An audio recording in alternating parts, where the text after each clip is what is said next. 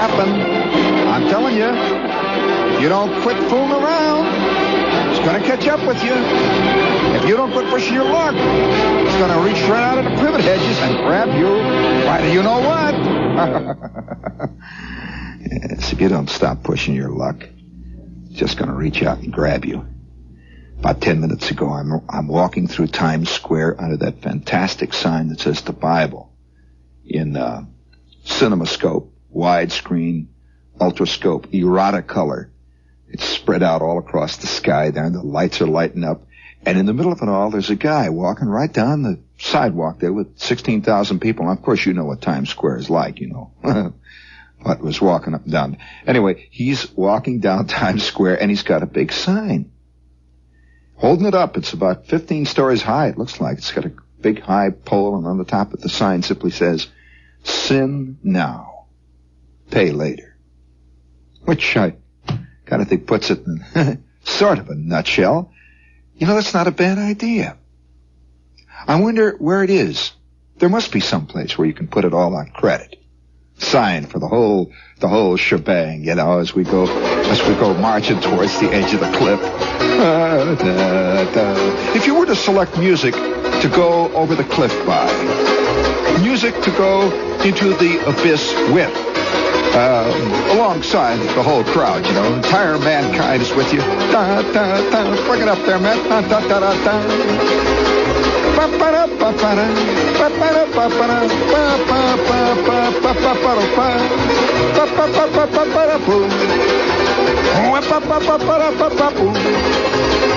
Terrible singer.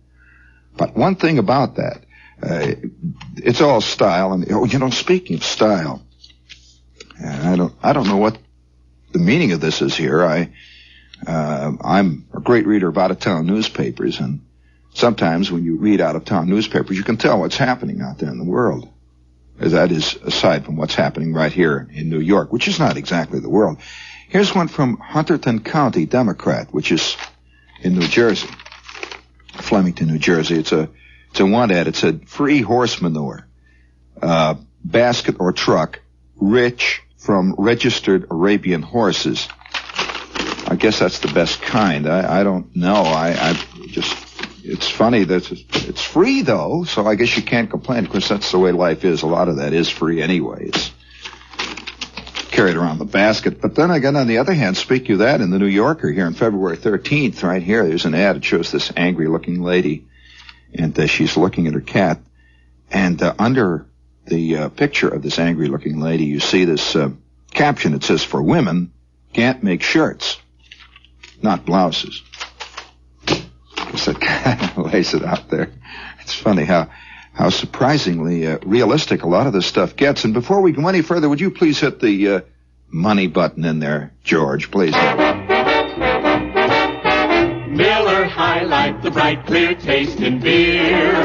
Miller High Life, the champagne of bottled beer.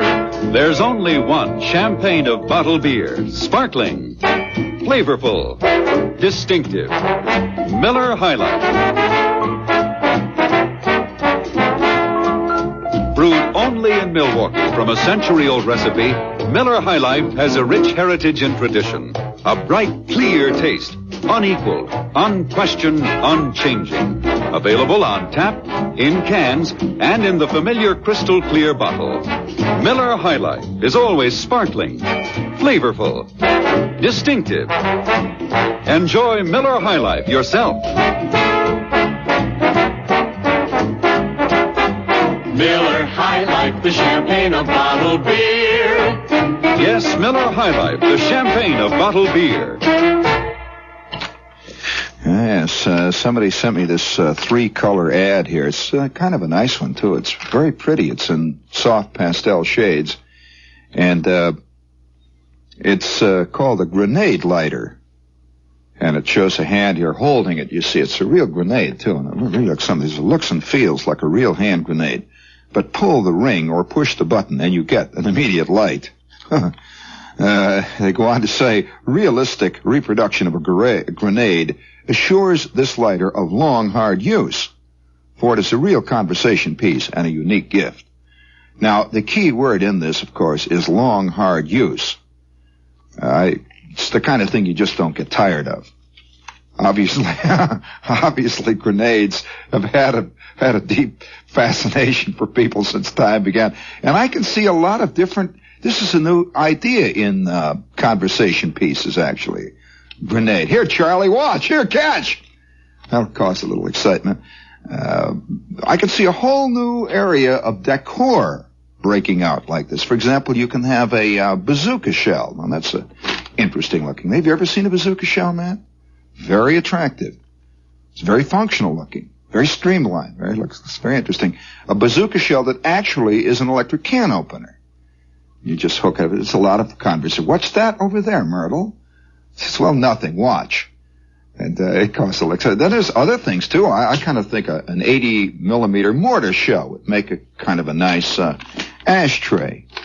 Keep things moving in your house. Although I remember I did have an uncle. You know, it's a strange thing. I had an uncle who was in World War I. And this uncle had his house. He had all kinds of stuff like that sitting around the house. For example, he had as an umbrella stand, he had a gigantic shell. It was one of these big Bertha kinds, a big bronze shell. It was about 3.5 feet tall. It had been shot off at somebody. He just had the cartridge on there it was, and he had his canes and umbrellas and fishing rods and stuff. And that was the first thing you saw when you came in the house. And then after you got closer into the house, the different things, he had, for example, he had 105 shells cut off for ashtrays. Little 105 shells. And as paperweights, he had things like 3006 cartridges at the paperweights.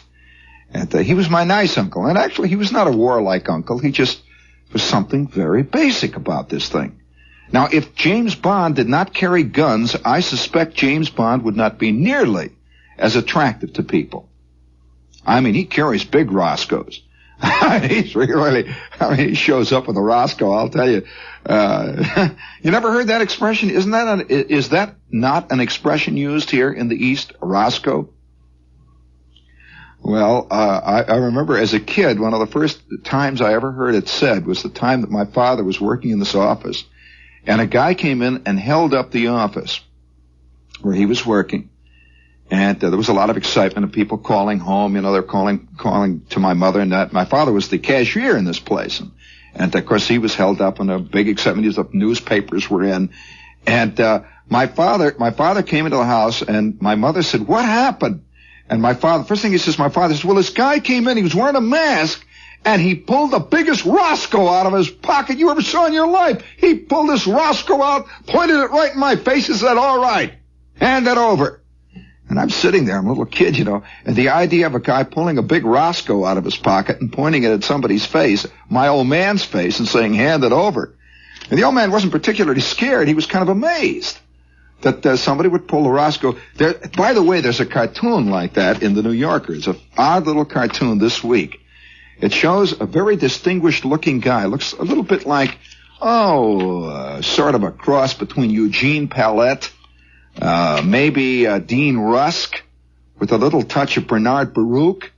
And he's standing there talking to a friendly little old lady in the bank. And the little old lady is in the... Let's see, what department is she? Oh, paying and receiving. She's friendly to the little lady, with a little lace collar. And he's standing there with his Chesterfield coat he's got the velvet collar around there and his little striped tie, and he's holding an umbrella, a bumbershoot. And he has a very pleasant look on his face. And he says, "It may come as something of a surprise to you, but this is a stick-up." And that's exactly the way. Have you ever been around when somebody got held up? You ever been around when something happened like that? It's never, believe me, so help me, it's never the way you think it's going to be. The only time I was ever anywhere near a real newspaper story of that kind, the sudden crime breaks out, I could not believe it. I was sitting in a diner in Covington, Kentucky. Diner, there we are. It's 2:00. Well, that's already we got something going. Everybody said, "What the devil are you doing in Covington, Kentucky?" That's another story. That's a whole can of peas we won't even open up now. We might as well hit the money button before we get into this. Stick around. I'll tell you what happened in the diner. Hit it. Hello. Hello? Hello, is this Klopman's Grocery? Oh, yes, ma'am. It doesn't sound like Klopman. Well, Mr. Klopman's waiting on a customer. I'm not a customer? Oh, yes, ma'am. He'll be right here. Who has time to wait for Klopman? You write down my order. I want 2 pounds of sausage and 2 pounds of Park's famous flavor sausage, okay? What Parks? I didn't say Parks. Well, you want the best. I'll wait for Klopman. Only Park's famous flavor sausage has such an extravagant blend of spices and seasonings, such quality. Listen. Bring home the sausage, be a hero. Yes, bring home the sausage, P-A-R-K-S. Sausage to win ya, sausage that's braver. Up from Virginia, Park's famous flavor. Bring home more Park's sausages, Mom. Listen, you got such a great product. Why are you standing in a little corner grocery store singing on the telephone to a middle-aged housewife? We love you. Oh, man. Let's see. Speaking of middle-aged housewives, this is WOR AM and FM New York. And, we'll be here for a while. We don't have any more of those, do we? Oh, yes, indeed, we do. We have American heritage here. You know, I'm going to tell you something that's, I suppose, kind of embarrassing. I shouldn't tell it to you. That I have American heritage going back to its first issue when it was a thin, very thin little magazine that, as a matter of fact, was not hardcover and nobody knew anything about it. And how I got it, you know how I got it? It's a that in itself is an embarrassing thing. A friend of mine was taken by well, you know these people that come around and knock on your door and they say they're working their way through medical school, and if they can only get 4 more subscriptions, they will go over the top and they will become famous and they become a neurosurgeon or something like that, you know, and they come around. Well, he was taken and he felt sorry for this guy, so he bought about 9 different magazines. And he decided what he was going to do was to give him as gifts instead of getting him. See, he doesn't read, you know, he's illiterate and all that. So he just racked out with the $75. And by George, all of a sudden, I started to get this peculiar magazine. And it was the number 1 issue, number 1 copy, the very first time that American Heritage came out. It was totally unknown. And for a long time, I was reading this thing and digging it. I kind of enjoy that. You know, it's funny how many people, the other night we did this show about George Washington. All these people wrote me books about, how I could read a book. And it says, you read this book and it'll tell you how Washington was. And you read this book and it'll tell you how Jefferson was. And I say bourgeois. Bourgeois. I have known many a person that has been written about.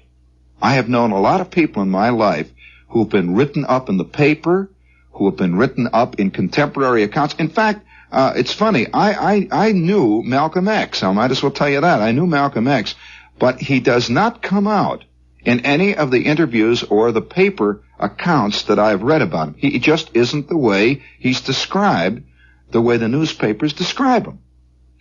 And that is in person, when you're sitting down having a cup of coffee with Malcolm X. I have known other people who have been written up in newspapers, and they never are, and even in very serious books. In short, I don't believe the written account of a person can ever quite capture that person. And so I still wonder how George Washington really was when he's putting his teeth in the morning. You know, putting on his socks. He's got to go off to another hard day in the Revolution. He's sitting in his tent. Well, of course, he had a lot of hard days in the Revolution. He's sitting in his tent, you know. It's about the 2nd or 3rd year of the Revolution. The snow is up to the roof. And he's sitting in his tent, and they've been chased all over New Jersey, you know, and it looks like things are going from bad to worse, and now they're going even from worse to worser. And he's sitting in his tent, and he's pulling on his socks, and the wind is blowing in underneath the cot. And he hears a couple of guys griping out there, and another guy, fist fights breaking out there among the riflemen. And he puts his head in his hands, and he just sort of rubs his temples for a minute, you know, before he puts his wig on. So, oh boy, what a can of peas we've opened up here. What a can of peas. Oh, gee. Oh, man. And these things are never brought out. Not in the contemporary accounts of them. Well, anyway, getting back to American Heritage, if you'd like to find out about it, send your name and address with $1 to American Heritage, Box 711. This is a big hardcover magazine now. It's very important. It costs $3.95 per issue. And it is highly entertaining. And if you'd like to try it, send your name and address with $1 to American Heritage, Box 711, Great Neck, New York. Okay, and they'll send you a representative copy. Now, before we go any further, you want to hear more about Covington? Oh, boy. Talk about opening can of peas. Holy smokes. I don't even know whether they use that expression here in New York. Open up a can of peas? You don't use that? What a can of peas. Before we go any further, tomorrow night we are at the Limelight. For the benefit of people who are constantly calling up here, we are here tomorrow night, and it's a full-length show, Matt. You're going to be down there. You better get ready for it. We come on at 5 minutes past 10. You're not going tomorrow night? Oh, it's going to be full-length. Oh, yeah. Oh, it isn't? Well, anyway, I don't know. I can't keep up with these memos. They keep coming back and forth. We follow the basketball game then. And so it could be a full-length show, it could not, depending on how the ball game. But nevertheless, immediately following the game, we'll be on until midnight. And if you're scouting around, you're looking for a place to go, give them a call. Now, a lot of people have said, well, look, you haven't told us. I always tell you that you need reservations down there. However, I will say this, that quite often, a lot of people in the flush of Monday morning, in the excitement of Tuesday, make a reservation, which they do not keep on Friday or Saturday. And almost everybody who's ever come down there that I know of has gotten in one way or another, in spite of not having a reservation. But if you'd like to find out about having a reservation for this weekend, give them a call. It's the Limelight in the Village, Sheridan Square. You come right down 7th Avenue South, and boom, we go on immediately following the ball. Oh, by the way, the show actually in the Limelight starts long before that. If you have, yeah, that's right. If you have a reservation, you better get down there by no later than, 9:45. No later than, I'd say 9:30 is about the best time to get down there. Any later than that, they start, they say, forget it, Dad. They start letting them in. But it's a great place to sit around and have a coffee and just, schmooch. And we start immediately following the ball game until, it's one of the very few places I know of, you'll agree with me, Matt, in New York City, where almost anybody could feel at home in. Kids, big-type people, people with minks, everything, fist fights, the whole scene, anybody. A peculiar homogeneous joint. Speaking of peculiar homogeneous joints, that reminds me of Covington, Kentucky, at the diner. They had a diner there. Now I spent part of my checkered career one long hot summer. Whenever I see that title, The Long Hot Summer, I am reminded of my own personal long hot summer. I was going to college, and I got myself a summer job working in this radio station in Cincinnati. And directly across the river was this festering town. Whoo, boy. You always hear of Chicago, that, something town. What is it? Chicago, that, now I forget that. How it goes. That something town, that great town? No. That swinging town? No. That, what? I can't read you guys in here. Just, forget it. Anyway, it's Chicago, that something town. Well, every time I think of Covington and Newport, Kentucky, these are festering towns. Oh boy, I'll tell you. And the heat lays down on the Ohio Valley, right in that area. The Ohio River's right there, see? If you don't know your geography, Cincinnati lies in the very southernmost end of Ohio, way down at the end. And it's kind of like a country by itself. For those of you who don't know Cincinnati, I can only say that John Gunther, in his book, Inside America, he listed, he said, what would be the 10? He said, if people were to ask me what were the 10 most cosmopolitan towns in the United States, I would have to list 1, New York, believe it or not, 2, San Francisco, 3, Cincinnati. A curious city. Now, he means cosmopolitan. He does not mean European. He means cosmopolitan. It is a strangely European city because it was largely settled by Germans back around the turn of the century. And in fact, the entire area down there is called the Rhineland. It's called the Rhineland. And the Queen City of the West, and it's a strange, isolated town. Well, directly across from Cincinnati, the river there must be 1.5 miles wide. It's a giant river. Oh, yeah, it's much wider than any of our rivers here. It would be as if you took the Hudson, the Harlem, and the East River all together and put them side by side. The Ohio River is a good mile across at that point. And across that river, there are 2 or 3 suspension bridges that lay from Cincinnati across to that dark, lowering shore with the great towering hills that go higher and higher and sort of roll off to the west. That is KY, Kentucky. And that's a kind of mysterious land to even the people who live in Cincinnati. It's just a very different world. You know how the Jerseyites are very different to people who live in New York? Somehow living in Jersey is a whole new mystique. Well, multiply that by 500 and you have the difference between Cincinnati and Kentucky. The accent is different. Everything. The whole scene. And the heat. Ooh, boy, the heat lays there. That heat just sort of lays down in that river. And about August, you can smell the river. And it does. Now, it isn't a smell. It isn't a smell of decay or anything. It's just the river. It's kind of a green, watery catfish, heat, cattail, sort of soil, mud, life smell. It's a strange smell, and it permeates the whole atmosphere all around. And across the river, in Covington and in Newport, these 2 towns lay there. And they're famous for a lot of things. Let me tell you, these towns really, really go.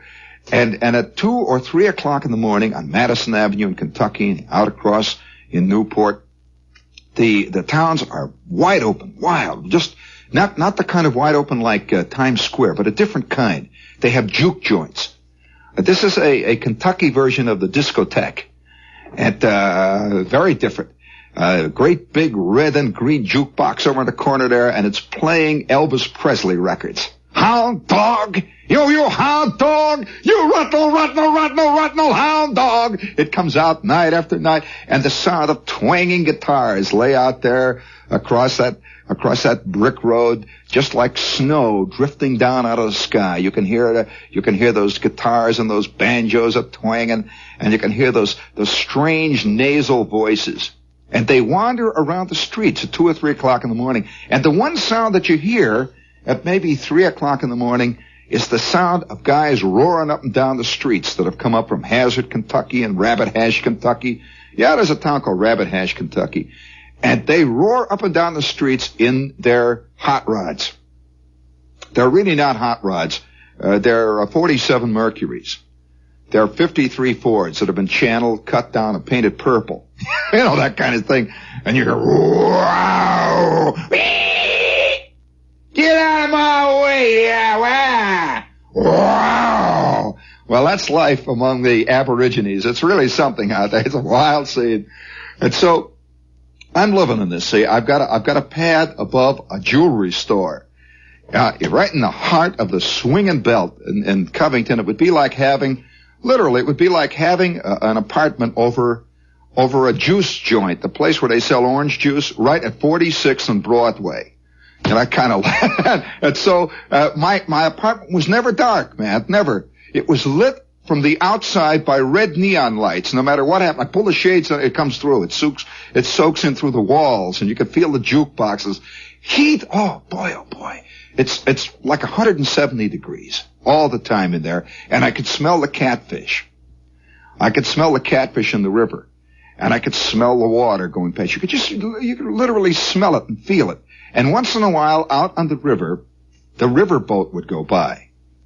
I don't know whether any of you have ever heard the sound of a stern wheeler going past a block and a half from your house with the calliope going. It is a wild sound. And yeah, you can hear it drifting at 2 o'clock in the morning. You hear boop, boop, boop, boop, boop, boop, boop, boop, boop, boop, boop, boop.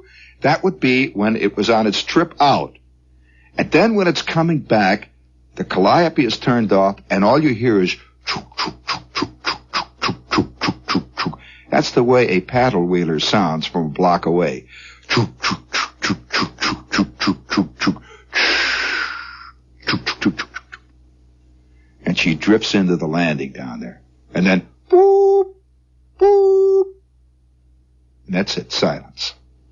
Well, about a half a block down the street from me was the Wheel-In Diner. How about that for a name? The Wheel-In Diner. And it had a great big neon wheel that reached up about 75 feet in the air, like a truck wheel. And it was one of those that spun around and go wheelin', it would say. In green, wheelin', big red wheel. And then it would be a big arrow that cut right across it, said eat. And all the time it's pointing, wheelin'. Well, every night about 2 o'clock, 3 o'clock in the morning, I couldn't sleep in this sweat box I lived in. And I could hear the jukeboxes going. And there was a guy who lived directly behind me, right across the court. The court was about 7 feet square, and this guy lived in the rear apartment, who was a cab driver. And he would drive in at exactly 2 o'clock in the morning and beat up his wife. He would drive in, and she loved it. He would drive in. I'd hear that Ford cab come in, and I would hear it pull up behind my apartment under the window, and I knew I'd be lying there in my sack trying to sleep, see. Oh, well, it's hot, and I could hear way off in the distance the calliope, and I could hear the jukeboxes going. I hear the night fights breaking off down at Delaney's. They had fights up and down the street constantly, and I'd hear the roar of the hot rod. They're always making with the brakes, And then I would hear those Kentucky voices. Get out of my way! Who you talking to like that? Well, that was life. That was life on Madison Avenue. That was a very different, believe it or not, it's called Madison Avenue, very different Madison Avenue. Whenever I see the name Madison Avenue, I have two images, double images, I could smell the catfish, and I'm lying there, and I hear that guy's Ford with the bad tappets come in. It stops. Silence. Clunk. And he's mad. Boom. He has lost $40 on the ponies, Boom. Slams the door. And then I hear... I'm lying there. Here it comes. Silence. And then I would hear the first thump. Her head hitting the wall. I'm going to kill you one day, Clem. I'm going to kill you. Oh, yeah? Boom.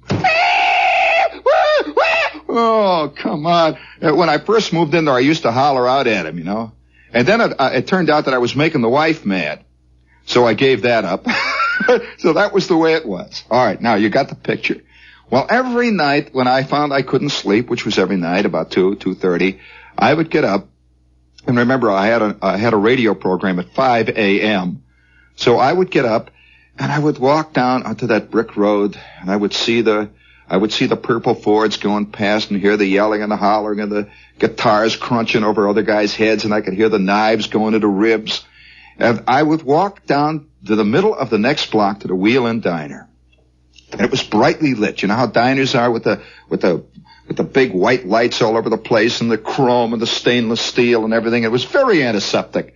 And always back of the counter is Clem, big fat guy. He's back there and always say, "Hi, boy." I'd come in. They didn't know. They were, "Hi, boy." That's Kentucky. "Hi, boy." And there was a woman there named Emily who worked behind the counter, big fat blonde who had rings all over her. She had big earrings that hung down to her knees, that kind of stuff. And she's working back there with a white costume. I'd come in. I'd sit down in the middle there. And 2 or 3 guys, truck drivers, would be down at the other end. A couple of truck drivers would be at the other end. And then there would be 2 or 3 people on dates, what euphemistically were called dates in Kentucky. Oh, wow. You never saw more adenoids in your life. And I'm sitting there. No, it's really a little surprising, to see a pair of adenoids come in with feet. Literally, with a hat on top. And they'd sit down there at the other end. I hear those voices twanging. The jukebox starts roaring out. Ernest Tubb record is booming out, or maybe the Delmore Twins are racking it out, or Grandpa Jones starts singing, "I want to come back to you, baby, pow. I want to come back to you now, pow, pow, pow. I want to come back, pow, pow, pow, pow. I'm going to go on." Oh, boy. So I'm leaning back there, drinking I always would come in and get myself a vanilla malt. It was the only thing that was cold. It was cold, and the Cokes were sweet, and I'd sit there and drink my vanilla malt and eat a hamburger and sort of kill time. That's all. And the neon signs are flashing. This is really American life, This is pure distilled American life. Well, one night I'm sitting there. It must have been about 2:30, 3 o'clock in the morning. Just sitting there. Clem is back at the cash register, one of these big chrome jobs, sitting there picking his teeth, reading the Police Gazette. And the big old waitress is putting some more pies into the case. Everything is going normal. A couple of clots are sitting up there in the front there with their jackets on and their jazzy little, the little hats with the white bills, their motorcycle type things. The world is going along. When suddenly the door opens. They had these sliding doors, and it was an air-conditioned place. That's really why I came there. And they had these little sliding doors. And the door slides open. And in steps a chick. A real chick. She was about 18 years old. Real, and she was sort of dark-haired and looked very, very civilized. And I said, well, hi, George. And the chick comes in and sits down at the end booth. They had these little tiny booths in it. She sits at the end booth. Clem starts to get up. He's going to walk over and see what she wants. And he's got a couple of menus in his hand. And Clem walks over towards her. And in then came her little brother. Her little brother looked like he was about, I'd say 10, 12, something like that. This kid comes in. And he's wearing a sweater, a little sleeveless type sweater with a pair of chinos. And he sits down there with her. And Clem goes over and says, well, what do you want, folks? And the girl takes the menu, and she looks at it. I'm eyeing the chick, see? I'm sitting there. George. Things are picking up here. And so I turned, you see, and I'm watching her now in the mirror. They had a mirror right back at the bar, see?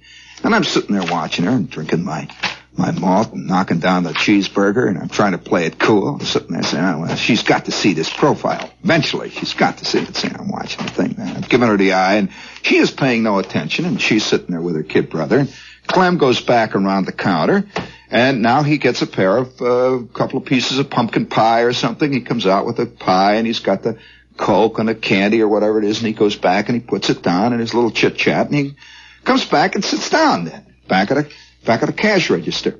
And I'm watching there. I'm slopping up that vanilla malt.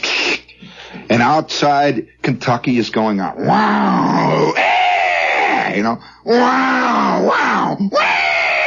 I want my sunshine, my little sunshine. You are my sunshine, pa-do-dee-da. It's going on out there. Oh, if you have never lived until you have heard somebody sing through one nostril at 5 o'clock in the morning, you are my sunshine, my only sunshine. You make my life go all the way. Well, that's the way they sound. They go in and out, night after. I'm sitting there, and the life is just rich and full now. Ernie Tubb is roaring out of the jukebox, and I'm watching the chick. I'm really on the make. See, I'm looking the scene over, and I'm knocking down the malt. And Clem is looking at me. See, Clem realizes that old Shep is going to go into high gear here any second now. See, and he's looking at me. He's got that. You know how fat men grin?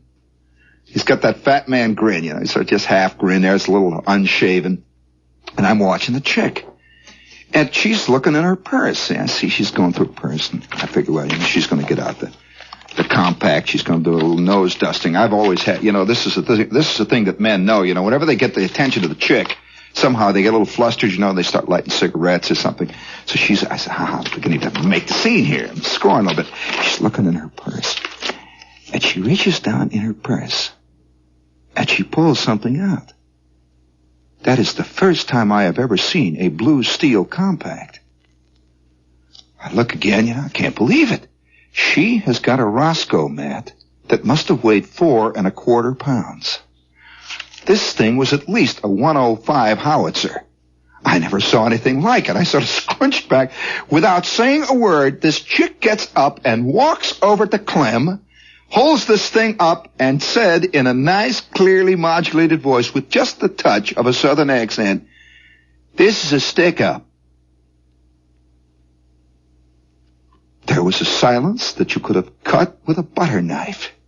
In spite of the jukebox roaring, in spite of of the 47 Mercuries that were surrounding us for all miles on end. We just sat there. The truck drivers, everybody said, this is a stick-up. Clem said, what? She just holds the gun up, doesn't say anything, just points it right at his head. Said, oh, I see. He gets up there, he's a fat man. He starts to hitch up his pants. He said, pull up your hands. Oh, I see. And she walks back up the counter and hits the no sale thing. Boing! With that, this little kid gets up and he's got a knife in his mitt and a bag. He comes over and he's shoveling the money in, and there she stands with the Roscoe on all of us. Holy smokes. What are you doing now, Matt? Well, she comes out from behind the counter, and Clem is standing there with his mouth hanging over. He ain't moving. He's sweating. The air conditioning is going. The temperature is 34 degrees in this joint, and he's sweating. He just stand there. He ain't moving an eyeball. He isn't going to move. And she comes back from around the counter, and she walks up to each one of us. She says, give me your wallet. Come on, put it on the counter there. And each one of us reaches in his pocket and lays it out. Sitting there. Boom. Boom. It's the only time in my life I ever got robbed at gunpoint. Boom. Boom. There is 5 wallets laid out along that 4 mica counter. Boom, boom, boom. With the ice water. Boom, boom, boom. Between the cheeseburgers. And there ain't a muscle being moved. And she just walks along and picks each one up as she goes. Plunk, plunk, in the bag. The kid's following her. And she's got the Roscoe. Turns around. She says, I want to thank all of you. Backs out of the joint and then stops by the door. She says, stay away from the phone. Count 10. And then you can call anyone you want. She slides the door open, and they're out in the night. And we sat there for a second. And then out in the parking lot, you heard, whoom, whoom, wow, whoa, off in the distance. I tell you, crime don't look the way it should look. It just don't look the way it looks on Route 66, Matt. Crime don't look that way. I'll tell you that. It just don't. And we're sitting there, all of us, the whole crowd of us are sitting there kind of with that sweaty feeling inside. And finally, Clem said, I guess we better call the police. And somebody sitting down at the other end of the counter says, what are you talking about, Clem? That won't do you no damn bit of good. And Clem said, well, better call him anyway. And the guy at the other guy said, okay, Clem, he said, use your dime. You got a dime left? And so we start looking for dimes. We're complained, No, we got no driver's license. The whole scene is gone. I've lost my $19, the whole bit, And so we start looking for dimes, and finally somebody comes up with a dime and goes around, puts it in the water there. They all back up to the thing in the slot and makes the call. And we sat there. And we sat and waited. 15 minutes go by, 20 minutes. And finally that big old car with that flashing red light shows up out in front. And a couple of these real big Covington, Kentucky policemen get out. Oh, man. They get out, they come walking in, they got the big black belts around their waist, a couple of Roscoes hanging on each side. And they come walking in. What's going on in here? And Clem says, we've been held up. Yeah, well, all right. Let's have a description. All of you sit down here. Give me a description. It's he gets out his notebook. And Clem says, well, it was a girl. A girl, kind of a dark, pretty girl come in here. He said, oh, I know. That's Clara. Yeah, okay. That's Clara. Yeah, that's Clara. She's been knocking over joints all around. She's just come up from, I believe she come up from Louisville. Yeah, okay. What time's she in here? Let's see, what time is it now? It's 17 minutes past 3. You say, what time? You figure it's about 10 minutes to 3 she came in here? Okay. 2:51. Was she accompanied? And yeah, she came with a little kid. It looks like, yeah, that's Howard. Okay, Howard came in here. We're sitting there. It just don't look like Route 66, This ain't the way it should be. And one of the guys at the end says, you think you'll get him? Sheriff? So I ain't no sheriff, but I don't think so, no. So I figure we'll get him about spring, maybe. We'll get him next spring. So we'll get him Don't worry about it. And somebody says, well, what about my driver's license? And you just gotta go down to City Hall tomorrow, tell them that Claire was around, that's all. Maybe they'll find it in the river. Out they go. And I hear the sound, whoop, whoop. Off goes the fuzz. Well, I sat there for a minute with my straw in my mouth. Clem sits down at the other end. And I'm reaching my pocket to pay. Clem says, it's on the house tonight. We're all busted. I go out into the darkness now. It's now about 3:45, and the heat is laying down on me. A couple of Mercuries go by, and I can hear the jukeboxes roaring out of the next juke joint. And I can hear Ernest Tubb wailing in the darkness out there. And somewhere off in the distance, the old paddle wheeler is getting ready to make its first morning trip. Chook, chook, chook, chook, chook, chook, chook, chook, chook, chook, chook, chook, chook, chook, chook. Oh, life is rich. Life is real. Life is life. I'm the sheik of Araby. And your love, baby, belongs to me. Some night when you're asleep, into your tent, I'll creep, creep, creep, creep. The stars above. Da, da, da, da, da. Bring it up there, man. La da da da. La da da da da da. La da da da da da. What da da da da da. Ba ba ba ba ba ba.